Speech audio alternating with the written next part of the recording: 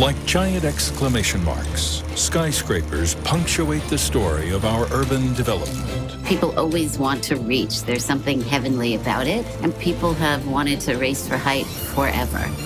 Developed by the pioneers of architecture in the late 19th century. They were, at the time, the equivalent of our going to the moon. These magnificently designed tower giants urbanized some of the greatest cities in the world. It's about defying gravity and leaving a sign of humanity. From Chicago to London, from Tokyo to Dubai, skyscrapers have and continue to define our contemporary way of life.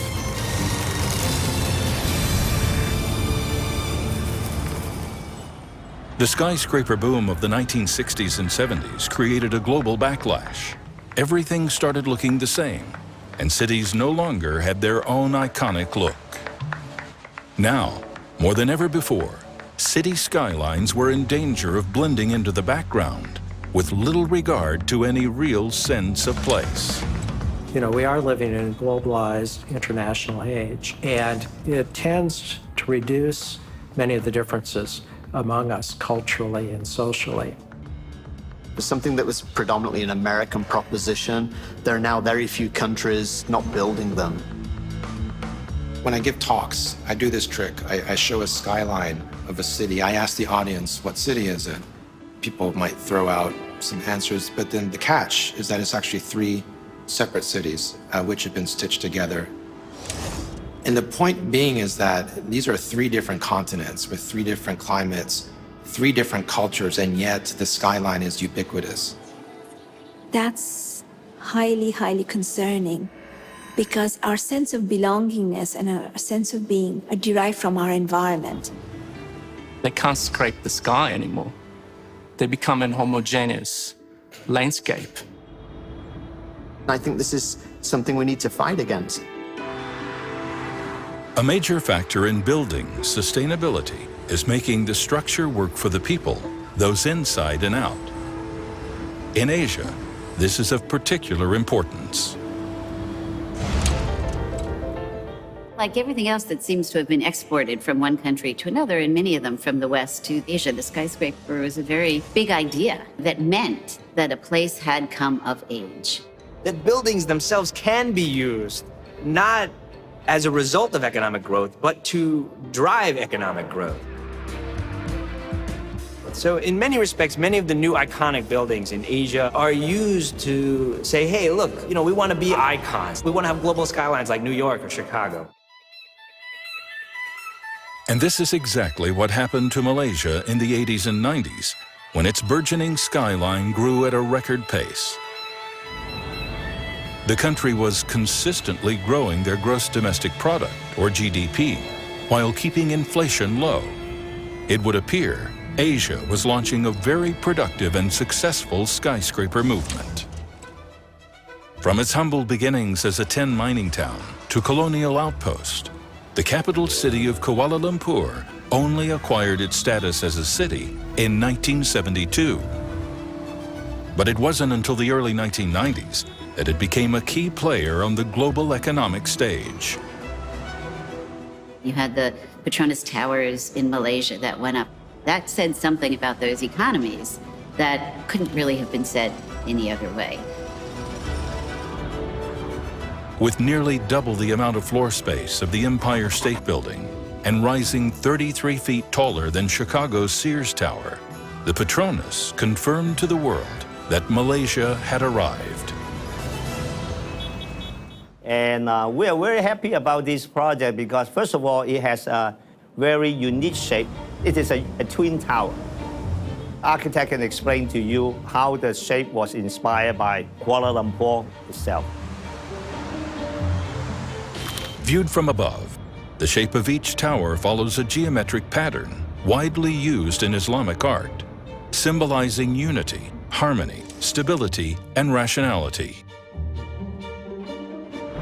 Constructed in the shape of an N, the tower's exterior slanted edges resemble the weave of traditional handmade baskets, a nod to the nation's cultural heritage. Structurally, The Petronas uses core and cylindrical tube framing systems made from concrete mixed on site. The material was 3 times as strong as any composite material that was previously used. We can use a lot of local available material, which is concrete, in Kuala Lumpur, which is a reasonable price and the labor is available. So we are using a lot of concrete structures into that building design. The prefabricated sky bridge connecting the 2 towers, according to architect Cesar Pelli, created a portal to the sky, a door to the infinite.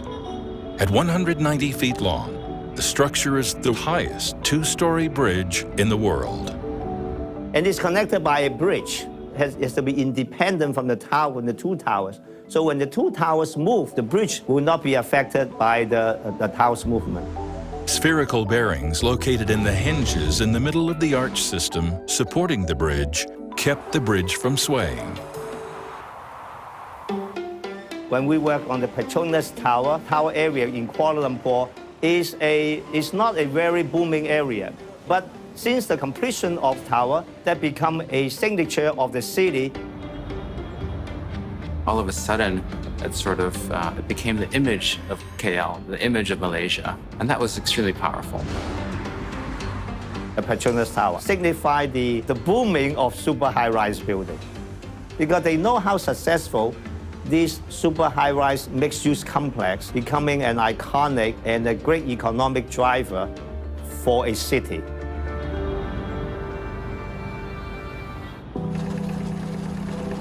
In Asia, capturing a sense of place is crucial to properly reflecting a region's cultural DNA. And now, that fundamental concept was quickly becoming an important consideration for architects and engineers worldwide. If you look at these cities, these countries, these cultures, many of them have hundreds, sometimes even thousands of years of local tradition in architecture and grew up because of its relationship to its local setting. As a result, the world has a tremendous diversity of architecture because it was rooted to its place. You know, if you look at the Asian house, which is built up on stilts with steep roof and narrow windows, this was a response to getting airflow under the building, steep roof to carry the monsoon rains away. So architecture for thousands of years evolved differently in different parts of the world because the climate was different, because the social structures were different, because the terrain was different. So if we return to that idea of place, it's the specificity to the problems of a place, and that design is a solution to those problems, then we can come up with more unique designs. In order for a building to contribute to the identity of a particular city, it needs to reflect the local culture, to connect and inspire the people it will serve. Architects have a number of different ways of responding to culture in a tall building. We can use numbers, we can use icons, or we can use slightly more abstract ideas that touch on local traditions, but are still interpreted in a contemporary way. It can be the color scheme, how the patterns are designed. There should be some local connection with a very modern feel to it. For us as designers, integrating buildings into their surroundings and place is absolutely fundamental. So how it relates to the places and spaces that it makes are absolutely essential part of that conversation. And that's something for the designers to bring into the design. It's a total design. As innovation continued to enable aesthetics, a new race for the sky was gaining momentum. Motivated by changes in its economic structure and growing population, China was on the verge of an epic construction boom. As urban land became increasingly more valuable, so did the demand for high-rise buildings in central locations. It was clear that China was determined to place more skyscrapers on its urban skylines than any other country in the world.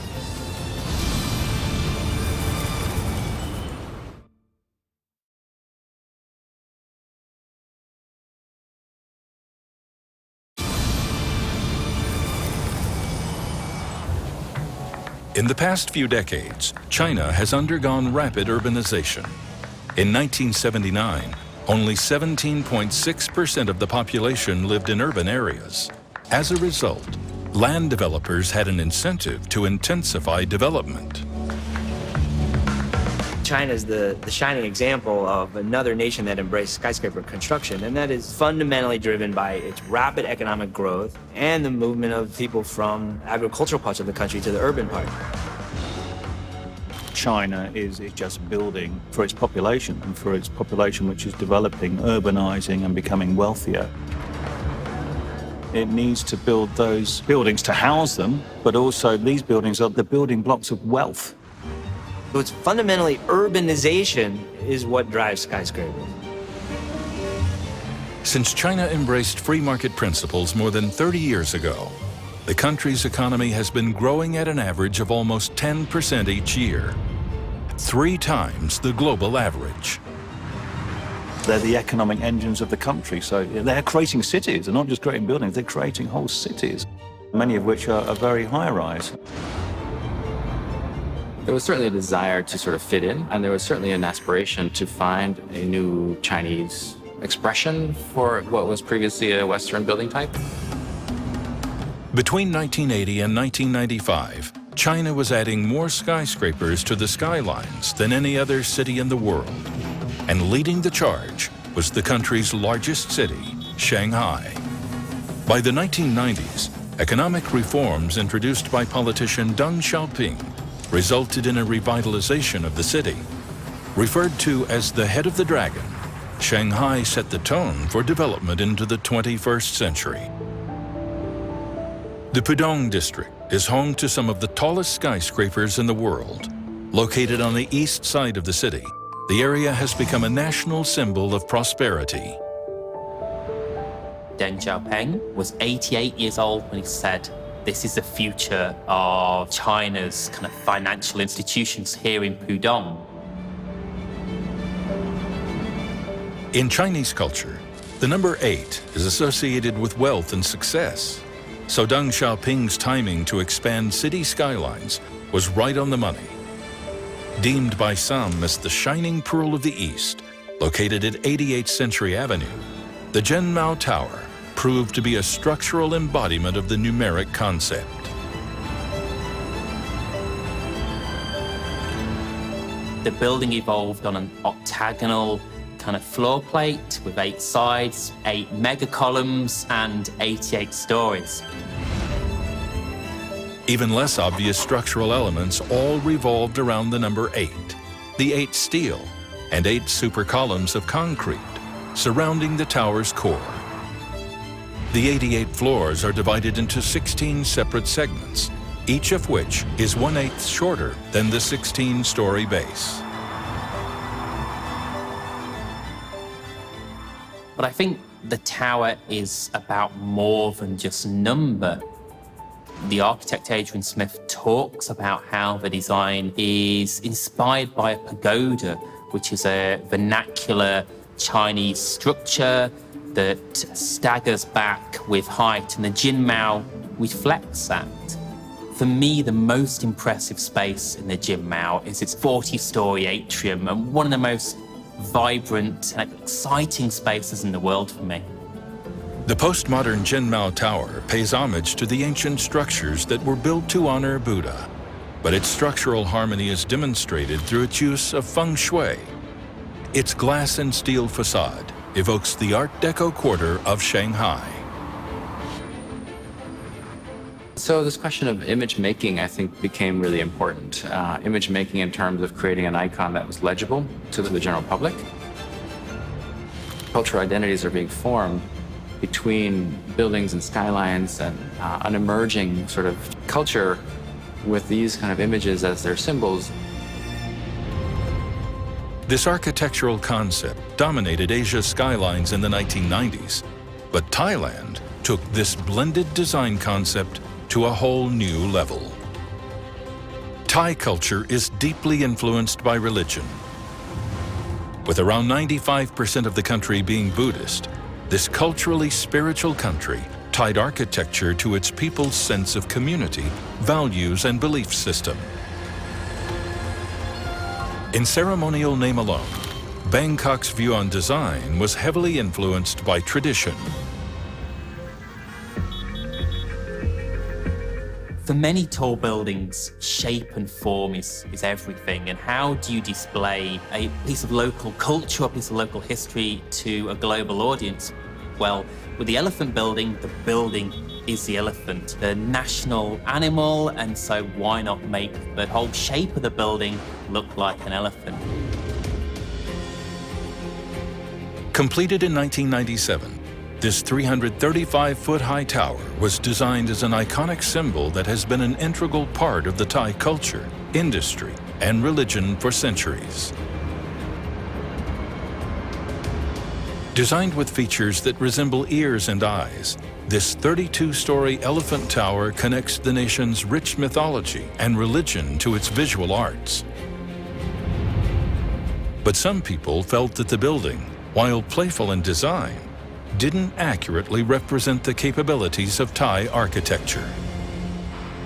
All architecture anticipates an audience, it anticipates interpretation, and I think it should offer many interpretations. It shouldn't sort of focus on a singular one.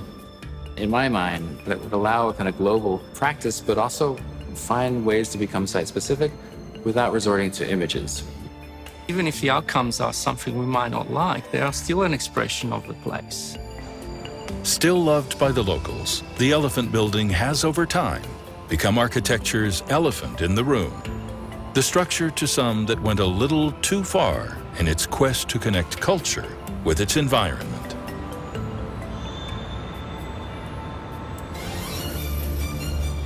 By the late 90s, some countries in Eastern Asia found themselves in a financial crisis. Due to sudden shifts in market expectations and local currency depreciation, investors began to lose their confidence in doing business with the region. The result sent Thailand's economy crashing, forcing the construction industry to an abrupt halt.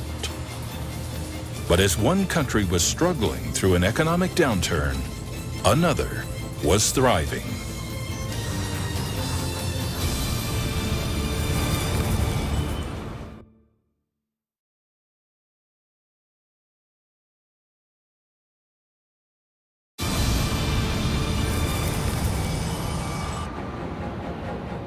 The iconic elephant building reflected the nation's rich mythology and religion. Ironically, the same year it was built, the country devalued its currency against the US dollar, triggering a financial crisis that swept across East Asia, slowing economic growth and development in the region. But the Middle East remained unaffected. And while other countries were pushing for higher oil prices, Dubai became a hotspot for investment. So there was a decision made quite some time ago that we needed to diversify the economy, which Dubai has managed to do in quite a spectacular fashion. The amount of tall buildings here was very, very limited to this kind of narrow stretch along Sheikh Zayed Road. A place which was a fishing village in the 1960s and 70s very rapidly became a high-rise location. Dubai opened its doors to the world, tax-free, and in the blink of an eye, transformed. So they made a claim for commerce. They made a claim for tourism. They made a claim to build a city and the people will come. To attract tourists to the region, but also to create destinations for businesses as well. The view was that this would be a hub between the East and the West. Everything started happening. We had this change in ownership laws, which meant that from not being able to purchase property, that was opened up. And as soon as we saw that, then we saw a lot of people rushing in to invest. What better way of demonstrating that than a 7-star hotel built on its own man-made island?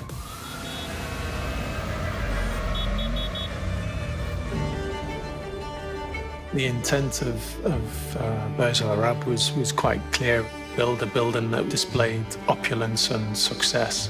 And the idea was that it would stand out as a luxury item like a yacht. Designed to resemble the sail of a yacht, the Burj Al Arab was a hotel that radiated luxury. What's quite interesting about the building is, despite the fact it's super tall, it's over 300 meters high, is that it only has 28 stories. What we would expect in a 150-meter tall building, and that's because each floor's double height to fit in these luxury, opulent hotel rooms that cost thousands and thousands of dollars to stay in each night.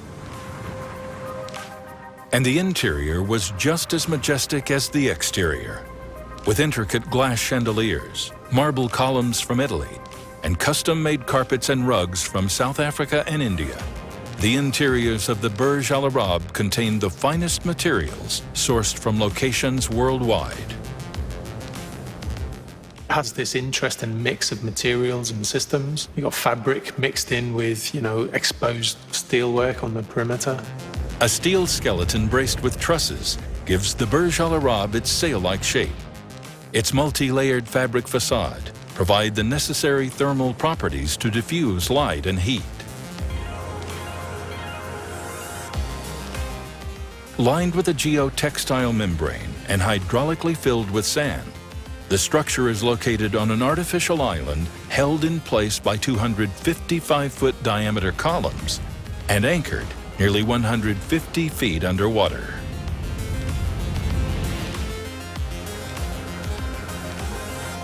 It transcended what a building was by what it was and what it represented.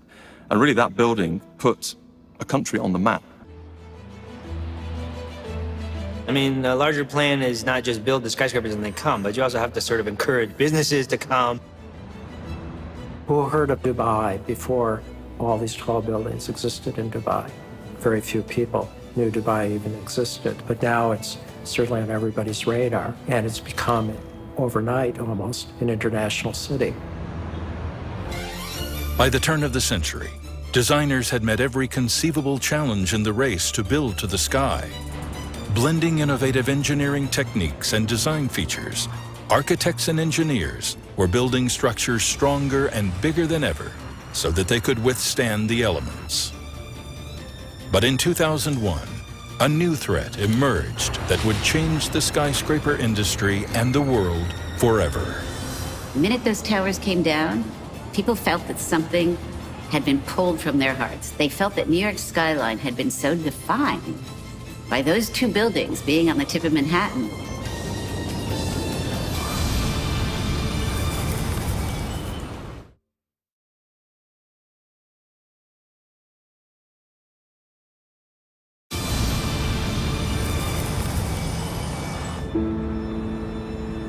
September 11th, 2001, forced the world into a state of panic. A flight loaded with 20,000 gallons of fuel crashed into one of New York City's most iconic landmarks, the World Trade Center. Today, our fellow citizens, our way of life, our very freedom came under attack in a series of deliberate and deadly terrorist acts. In addition to the emotional damage, a new threat to the skyscraper industry emerged. At 110 stories respectively, the North and South Towers were demolished by the event.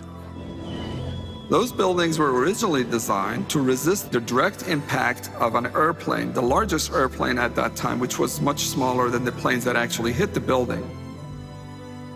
And in both cases, the structure actually performed very well. The structure stood. So the impact did not bring down the towers. The downside was the impact dislodged quite a lot of the internal fireproofing. And then you have tens of thousands of gallons of jet fuel burning at thousands of degrees. Steel is very susceptible to high temperatures. And as steel gets hot, it loses its strength and stiffness.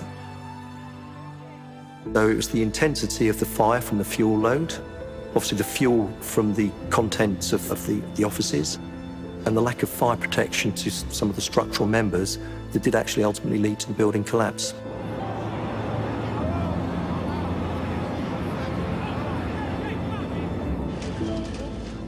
When a column fails, it suddenly buckles.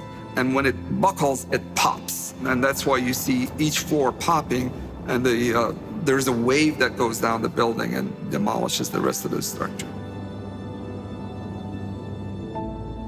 All the connections that were in the buildings, of all the lives, of all the history, of its place in history on the skyline, were suddenly tragically transformed.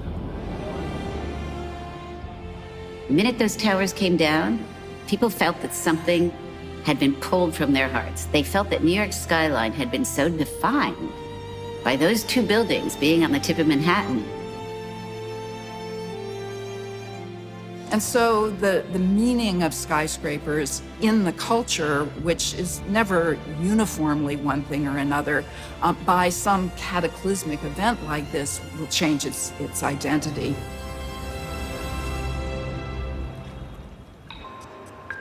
In the years that followed the 9/11 attacks, many aspects of life in America changed. One of the most immediate responses, building safety.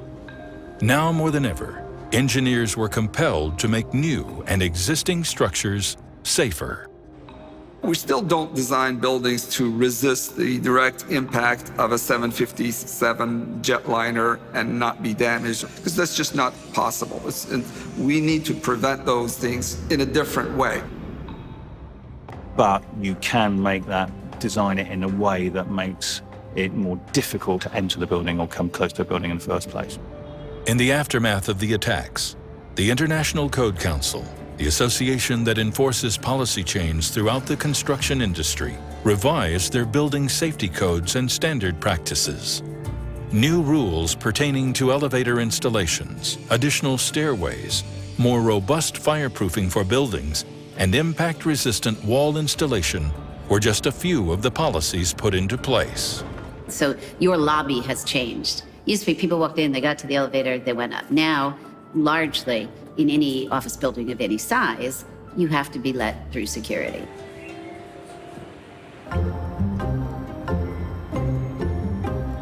The first tall building to emerge in New York after 9/11 was Norman Foster's dramatic Hearst Tower. There was no need to break ground to create this groundbreaking structure. The building was designed to make use of the structure already on site. Randolph Hearst's vision in the 1920s was always that this would be the area of extraordinary media focus of which this building would be a part.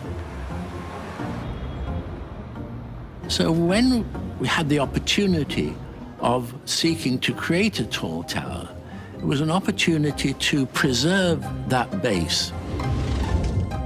The Hearst Tower was the first tall building in the United States to use cutting-edge diagrid technology. Diagrid system is a diagonal grid structure. Instead of having orthogonal beams and columns in the structure, you have diagonal members that make up the beams and columns. Ordinarily, they are on the surface of the building, so that provides the vertical gravity support as well as lateral load resisting. And it makes the exterior wall very stiff again, and you can use glass. And it creates a nice aesthetic expression also. The result of this and other similarly new construction technologies meant that buildings no longer needed to be supported by their bases. And in this case, that allowed Foster the ability to repurpose the original Hearst building. So by gutting that and making that the community heart, the restaurant, the exhibition space, where everybody would meet, the tower would somehow float above the base, and that the base was the anchor, and you wouldn't confuse the old and the new. A very, very clear differentiation. This is 1928, that's Art Deco, this is today. Finding innovative ways to blend the new with the old is a constant challenge for architects, even those working in modern urbanized cities like New York. But in areas that are not as progressive, developing skyscrapers designed to embody the future is an even more difficult task.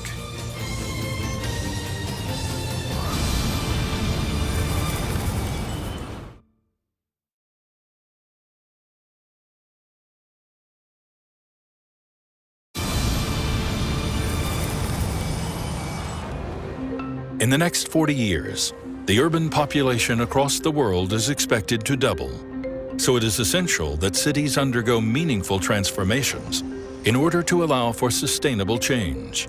However, the challenge for architects and engineers is how to modernize without compromising on preservation.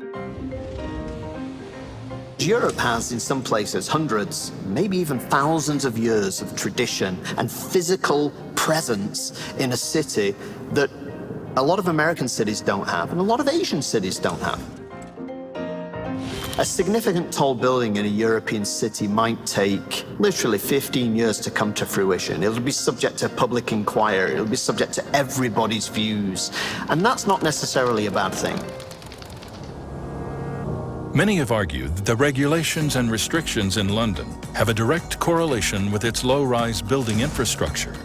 It's legislation written to protect buildings with historical significance. The history of tall buildings in London has always been quite checkered. They've always been quite controversial. And over time, a series of legislation has been put in place to protect historic viewing corridors. So in London, for example, there's a tremendous amount of attention to how that tower meets the ground. So you're kind of surgically inserting this tower into a very historic fabric. But also respecting hundreds of years of tradition and often physical restrictions on site. Say the 50s and 60s, it was about social housing, it was about where we housed people. It was a solution to a problem, if you like. But it's kind of changing now. When I was a student, when I was going into architectural practice, it was a transition between keeping everything traditional and then the younger architects such as Richard Rogers and Norman Foster, who were diametrically opposed to. They wanted modern, they wanted clean contemporary architecture, they wanted abrasive but really forward-thinking architecture. A building is a response to a need. And if you think through some of those needs, maybe question what's been done before, then perhaps something comes out in a way that is different from the past. The balance between the preservation of urban landmarks and the acceleration of urban development is a global challenge. And like most undertakings that affect growth, anything new or different comes with an array of critiques. So it was no surprise when Norman Foster and Partners' radical design for the 30 St. Mary Axe building attracted its fair share of opposition. The design philosophy behind that building is a personal passion and which permeates this practice, and that is an awareness of the importance of sustainability. And the building is an attempt to, with nature that is naturally ventilated for something like more than 70% of the time. So it's the opposite of a sealed glass air-conditioned box. We're not just putting glass on building, you're using glass that allows a lot of daylight to come through it. It filters out all of the heat-giving properties that you don't want inside. Conceptually, 30 St. Mary Axe incorporated both modern design elements and technologically advanced structural features on the interior of the building. Inside, it was all about space, about how these spaces interacted with each other. So they weren't pure floor plates. That comes from an architect who understands this kind of social aspect of how high-rise buildings interact. People absolutely respond to that. They behave very differently in the same area if it's closed in and tight, lower ceilings, poured-in walls, or whatever. If it's open and taller and loftier, and as designers, that's one of the great things that you are able to manipulate. On the exterior, the building was made of over 250,000 square feet of glass, arranged in diamond-shaped panes. Out of the 7,429 panes of flat glass that covered the exterior of the building, the only curved piece was located at the top. The decorative gray-tinted glass was designed purposefully to draw the eye upward. For the people on the outside, I think that's a very good thing because buildings are transparent. You can see through them, so they're not this mysterious closed cell. It's quite a gentle curved form, but it pulls in and tightens into the base. The whole square, the open spaces are very precious in the City of London. They don't have many of them. So as soon as the sunshine hits the space, it's packed with people. Despite its unusual shape, the building has been recognized as one of the most distinctive skyscrapers in London. Its form so unique that it has even been given a nickname, the Gherkin. That building becomes symbolic of the city, of London as a metropolis, so it's captured something in the popular imagination. And we can all try and psychoanalyze that, but the reality is that it's symbolic of a place.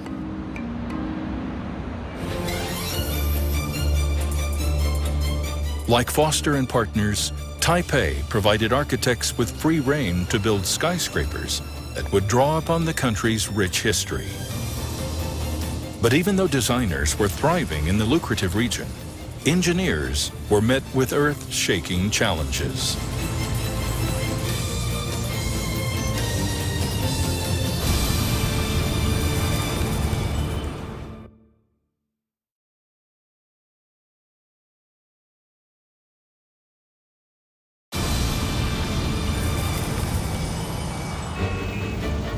By the early 21st century, China's own Liberty Island, otherwise known as Taipei, was in the middle of a massive skyscraper boom.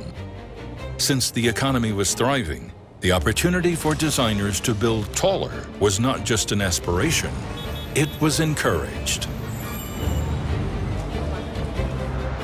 Even though the economy was rock solid, the weather created many engineering challenges. Taiwan is very high wind area with typhoons.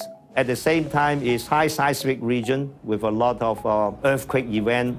So when we build the tallest buildings in the world, the wind pushes on tall buildings and creates a lateral load that we have to resist using additional structural material. As you get super tall, kind of beyond 400, 500 meters, it's wind that dominates the design. That means working with the wind tunnel laboratories quite a lot to test our ideas out. What many people don't realize is that when wind hits the surface of the building in this direction, it's the movement of the building in the perpendicular direction that is critical. When wind hits the building, it creates a pressure on the building and pushes it back slightly. But the air has to go around the building. Generally, it goes around in a pattern where it goes first to one side and then the other and back again. And as it goes by, it'll create these vortices in the air. If you've got the same structure all the way up, it'll organize itself and you'll start to get this dynamic movement, which really creates problems and amplifies forces in those. So what you want to do is to confuse the wind so that these vortices do not sort of have an opportunity to organize. You and I cannot change the speed and direction of wind, but we can design our buildings in such a way that they are subjected to smaller loads. In addition to wind patterns, the designers of Taipei 101 had to consider seismic activity. To design a skyscraper that can absorb the energy of the waves throughout the entire building, Taipei 101 is a perfect example of a structure that takes seismic activity into consideration. To build up, the engineers had to drill down through 200 feet of dirt and over 66 feet of bedrock. We developed a dual structural system. So we still work with a steel core. We still mainly use a steel structure, which is an elastic structure, better for earthquake. And steel structure is lighter than concrete structure. It will reduce seismic load because the heavier the structure, the more earthquake load you will absorb.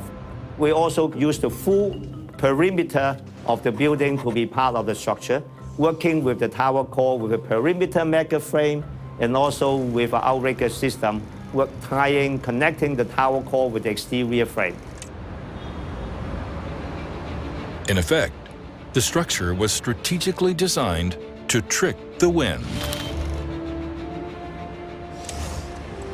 To ensure stability, an 800-ton counterweight was added, which suspends between the 87th and 91st floors. This is an 800-ton pendulum at the top of the building over 4 stories, which is connected to a series of shock absorbers. What happens in a typhoon scenario is the wind will blow on the building.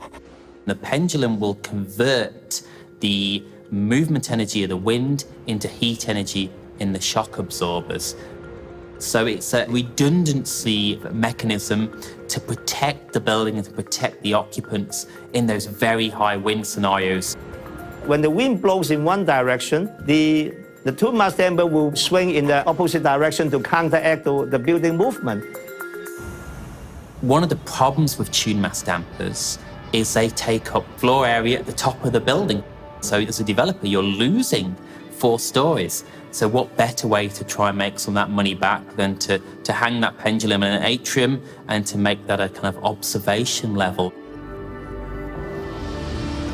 Proving to be a technological feat, Taipei 101 drew inspiration from the Zhenmao Tower in Shanghai and the Petronas in Kuala Lumpur to become a cultural masterpiece. Some suggested the skyscraper resembled an elongated pagoda, symbolizing protection and achievement. Others believed it looked like a shoot of bamboo, a plant admired for its strength and resilience. And of course, the number 8 is omnipresent in its floor plan, bringing good fortune and abundance to all. Taipei 101 set the bar high for those seeking to build to the sky. We're going to find ways to go taller and taller. We've still got a long way before we need to worry about anything really bringing us to a stop in terms of, going as high as we can. I'm often asked the question, how tall can we go? And technically, there's no limit.